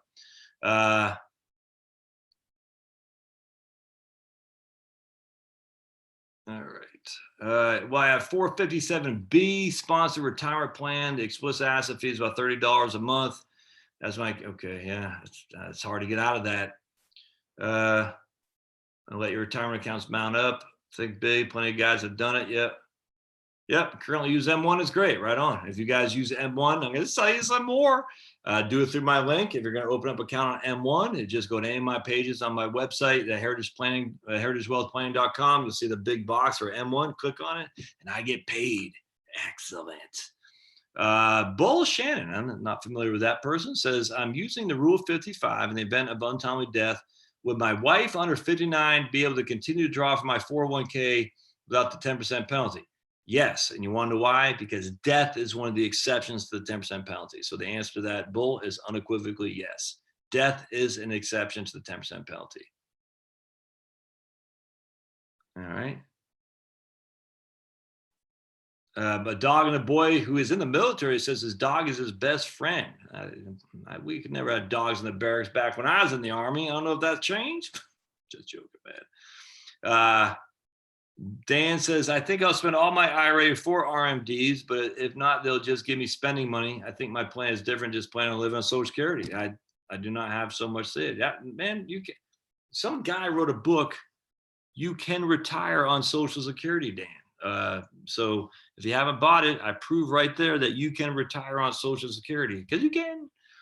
All right. Asset classes are highly correlated. I completely agree with that, Vinyl. Asset classes are highly correlated. In fact, everything is correlated when the market goes south. That's what we learned in 2007 through March of 2009. Other than government debt, everything else is correlated when markets went south. It's funny. All the financial whizzes, well, these are not correlated. The beta, blah, blah, blah. And you're like, okay, the R squared, 2007 to 2009, everything fell. Everything other than government bonds. So all that correlation is just hocus pocus. Timothy Mahoney says, do I take the 50K pension lump sum? Brother, man, way too much. I don't know to know what to answer there, brother. It's way too much. I have a couple of videos. I have it on my course as well. So lots of videos I've done on just type in Heritage Wealth Planning lump sum or pension, and I probably got 5 videos on that specifically. But there's no way. It's like saying, can I retire at 65? Who knows? Okay. Cuban says, although I do hear Schwab has better customer service as a long-time full-service bank, plus their debit card is great. I may start on M1 and move to Schwab if I have issue. Yeah, right on. I don't have it. Vinyl Inc. has Fidelity, as my man Tom does, and they're both happy with Fidelity. I got no qualm at all with Fidelity. I got no qualm at all with Schwab. My preference, is Vanguard. I don't know about the personal advisory services, but my preference is there. My man Dustin over at Jazz Wealth. Big fan of Dustin Tibbetts at Jazz Wealth. I should have thought of talking about him as well. The course curriculum be updated over time. The answer to that is probably, Tim. I won't update this. The Social Security bend points change each year, and I was using the 2020 bend points, if memory serves, for this course. So that'll at least be effective through 2020. Now, the bend points aren't all that different on any given year, but over the course of 5, 6, 7 years, they will be for sure. It seems like I already came across a couple of videos I wanted to add to it. Off the top of my head, I can't remember what they were. I think I wanted to add another one for Single Susie, but I forgot what it was off the top of my head. But yeah, no, I'll add stuff to it. I'm not promising I will, but my inclinations, I'll probably add stuff to it. We don't really talk too much about taxes. We talk about taxes, but not from a tax law changing for Roth conversions, because that's not an issue. If they ever pass that Social Security 2100 bill, which I don't think is going to happen now, but if they were to do something like that, and then the provisional income taxes and all that would change everything for sure. Then I'll probably just do a brand spanking new course. I don't think that's going to happen now. I forgot what the 2100 bill that Devin interviewed that congressman on. If that ever got passed, I would update it. Actually, I probably would update it. I have to probably do a brand new course, because that will change everything from the tax perspective. Bend points, not enough in any given year to update that. Tax law change, that would probably affect it. But again, these people aren't really dealing with taxes other than how the provisional income is taxed with Social Security. I guess reverse mortgage stuff, estate planning, all that stuff is pretty evergreen.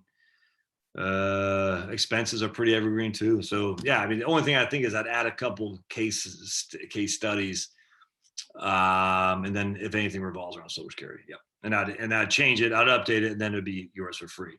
Now, if I offered a brand spanking new course, it would not be. You'd have to buy that, just FYI. But literally, who knows? We got some fools being deleted by my man Jerry. Thanks, Jerry. And again, GW Life TV has his own YouTube channel. Check it out.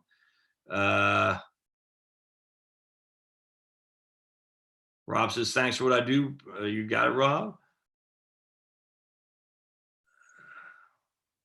Yeah, Vinyl Inc. says he didn't get started investing because he was over 50, but now he's kicking butt and taking names. So that's what I'm saying. You're never too late for any of this stuff. Okay,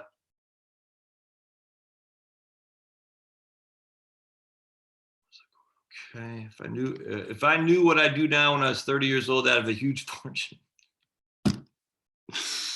Oh. Ain't that the truth, man? I would have bought Amazon, right? But Amazon's not profitable. I want to see PE ratio. That's me. That's me talking. And yet here we go. At some point, they got to have a bigger. What is Amazon's PE right now? I just got to check. Oh yeah. Amazon's PE. What is that right now? AMZN. 77. All right. So Amazon had no PE ratio for the longest time because they had no profits. They finally made like 4 cents a share a few years back, and their PE was like 900. Now it's down to 77. That's still nosebleeders, but if you look at the trajectory, is dropping like a brick in water. That's for sure. Dividends are great. Reinvest, but don't drip. Yep, I completely reinvest. 100% agree with that. Yep. Do I take the? All right, we already talked about that.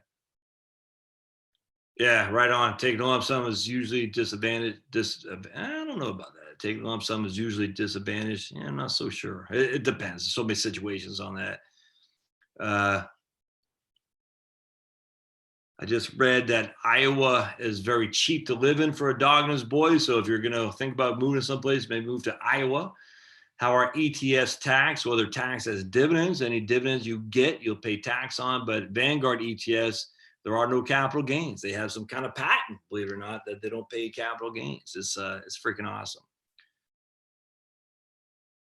My parents are retired on Social Security and doing just fine because they're debt free.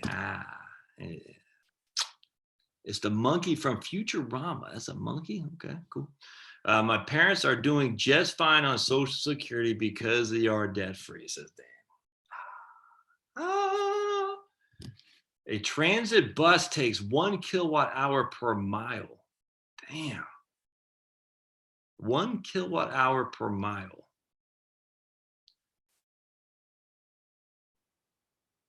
Yeah. Yeah.